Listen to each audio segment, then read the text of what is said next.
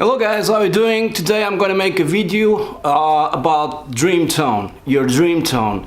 And this is basically, I'm going to use the Katana as I always do, and I'm going to mic it up with my SM57, a Shure microphone, nothing too much on the cone. But I'm going to, and this is a big but, I'm going to have effects on Logic, and I'm going to teach you how to do that. I'm going to add some EQ, I'm going to add some delay or some reverb on top of the already processed sound from the Katana.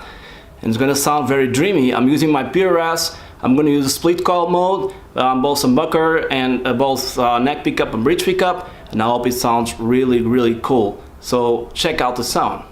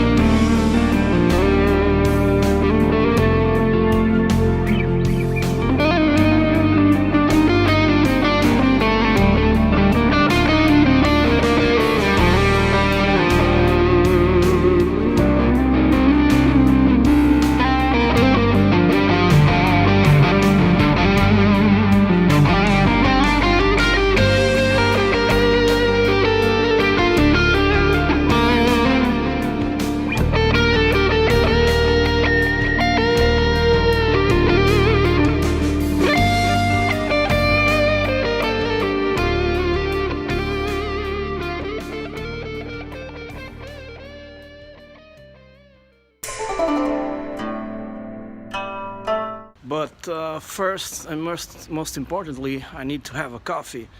So I'm heading to the coffee right now, and then I'm coming back home.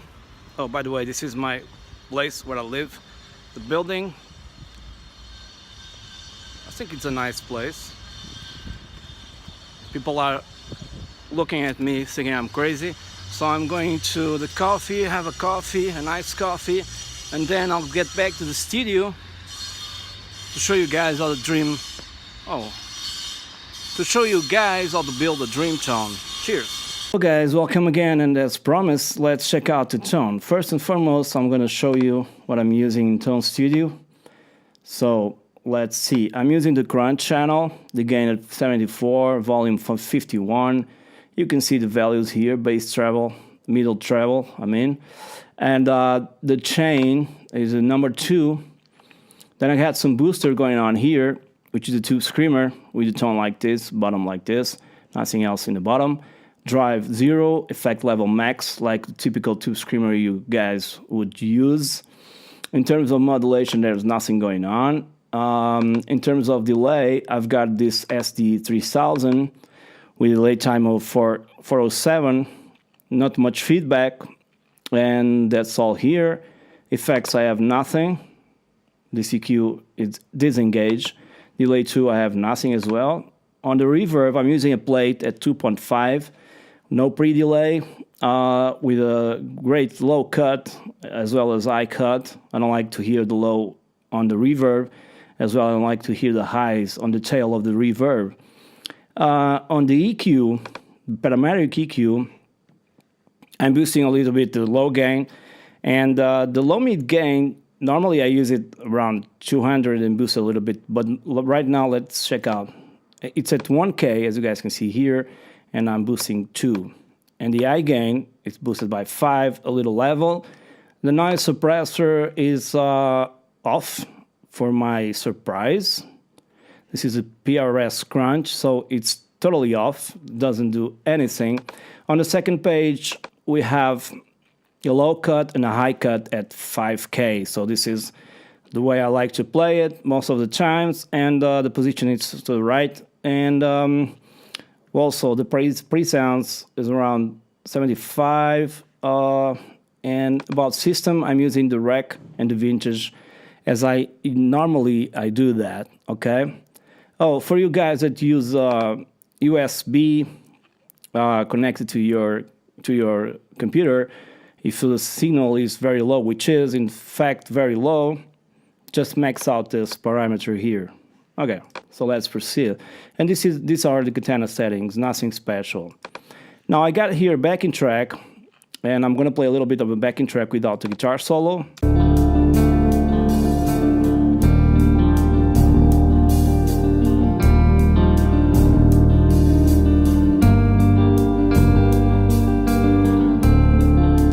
Which just by itself is very beautiful. I took it from the internet. I'm going to bounce it as well, so you guys can have also the backing track I've used it. To bounce it, just doing like this, and click bounce.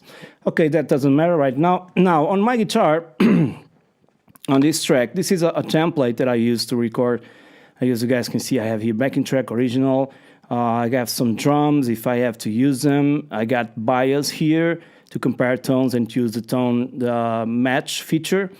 Okay, and then I got here a bunch of guitars, and this time I have effects. In fact, this is a group of the guitars. There's no other effect in there, but in my main guitar, and let's take a listen to it solo without the backing track.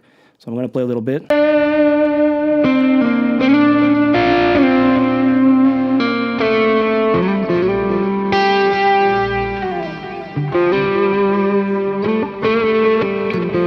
I don't know if you guys noticed, but on the background there's a little bit from the microphone, which is an SM57 close touching the grill cloth. But even so, it picked out a little bit because it's really high. It was really high when I was recording this part here, where the wave is a little bit thicker. It's probably the distortion. Let's check out. All right, I did not use any sort of I didn't use the foot switch. I just used the volume control on the guitar. And the thing is, in here I have one EQ, first one SSL channel from Waves, okay?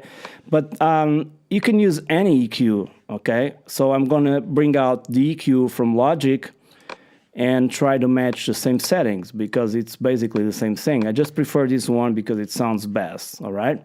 So I've got another cut here around 70, so if I was going to use this one, I would put this value up to 70 as well, all right? Okay, so it's the same thing. I'm practically doing the same thing from this. Probably you guys don't, most of you don't have this, so it doesn't matter. At 1.5, I boosted 2 decibels. So I'm going to grab here 1.5. Let me see if I can do this correctly. All right. And I'm going to boost 2 decibels. Okay. Now, this is a very specific EQ because the narrow curve is here, 1.15. Let me see if I can. Yeah, it's around this, like this. Okay. And then on the low mid frequency, I boosted 2 decibels at around 21. So around here, probably 21. I boosted 2 decibels because it's a mid-range instrument, and the Q it's 250. So let's put this at 250. All right, that's it. What else? Well, nothing else, okay? So this EQ on the left, it's like emulating a channel strip from a real console, and this one is a digital EQ, but they'll do the same, although this one will sound better, okay? Since it has some character to it, and this one does not. It's just a regular typical EQ that you might use to cut out some frequencies that are really not in place, but otherwise, to boost, I prefer this one. It sounds more musical. So this is it about the EQ, okay? So this video has effects. And then on my sends, I want to recall my mixing desk. On my sends, what I have here, this is the track of the guitar. I have bus 3, bus 4, bus 6. What this is, I'm sending the signal to other tracks, in this case called auxiliary tracks. So I got here guitar reverb, I'm sorry. I've got here a guitar delay. I've got here a guitar delay 2 that I'm not using, and a guitar chorus that I'm using a little bit. So in terms of a guitar delay, I'm using this plugin that comes with Logic. You can use in any DAW, anything, okay? Okay, guitar reverb is bus 3. So I'm going to send to bus 3. That is not here. Okay, it's here. Already sent to bus 3, and I'm going to engage this, and you guys see my voice has a lot of reverb. And this is the reverb I'm using on my guitar. Okay? All right. So turning it off. Then I'm using this delay, which is from Waves as well, and has a different time. As you guys saw in Tone Studio, I was using like 407. This is 751. And I'm using the ping pong mode, which means that the sound will bounce from left to right whenever I play the track. I'm going to show you in a minute, okay? You can do this with any stock plugin from any DAW. It really doesn't matter. So you guys can see, I'm going to close this. I'm going to send my vocal as well to that channel, just so you guys can see how it sounds. So I'm going to grab here my guitar delay, and I'm going to push it up, okay? Okay. See, it's going from left to right.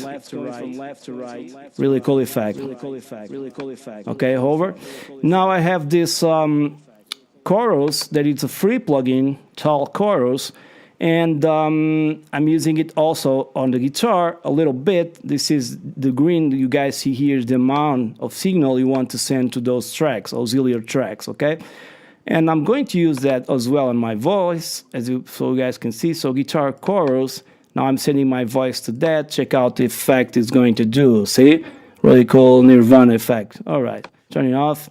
Now let's take a listen to the guitar by itself and see how it sounds. Okay, let me choose here a subtle part at the beginning probably, and let's see how it sounds.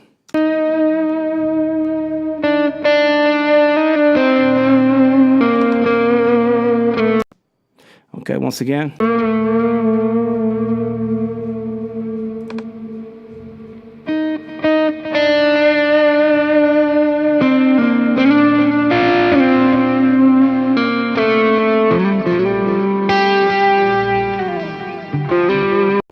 Okay, you guys probably heard the effects, and if I turn everything off, I'm going to turn the EQ off. This should be off because I'm repeating the same thing. I'm going to turn everything off here. The sound of the guitar is just this one. Not very different. It already has effects.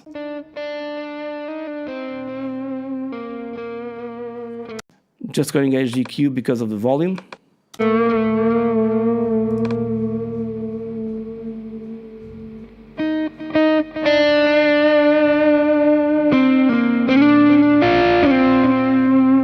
As you guys can see, it already has some printed delay, some printed reverb, but I decided to use other effects inside Logic.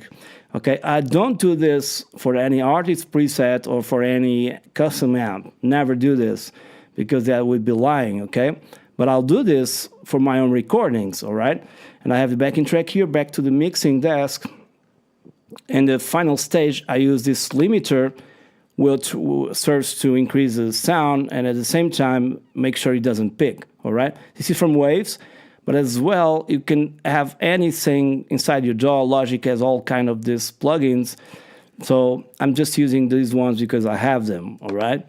So let's check the sound together with the backing track, and now I balance stuff.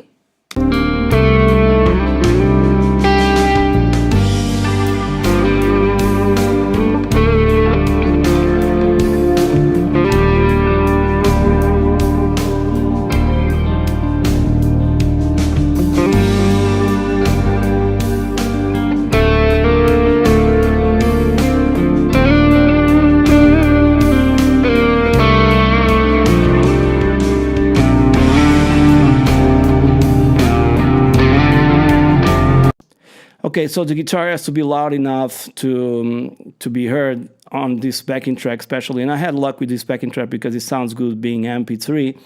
But I do use on the backing track a limiter so it doesn't pick as well. Okay, and you can do a lot of cool stuff like automation. I don't know if you guys ever heard about automation, but I can automate certain parameters here, like increase the delay at certain parts, increase the reverb at certain parts. It really depends on what you want to do. So that's it. I hope you enjoyed the video. I hope you get some information, some good stuff for you and for your recordings. And this is called the Dreamtone series, and this is going to be the first episode. I'll do the rest of the episodes when I have some more time. I'm going to share the preset with you as well as the backing track. So thanks for watching and cheers.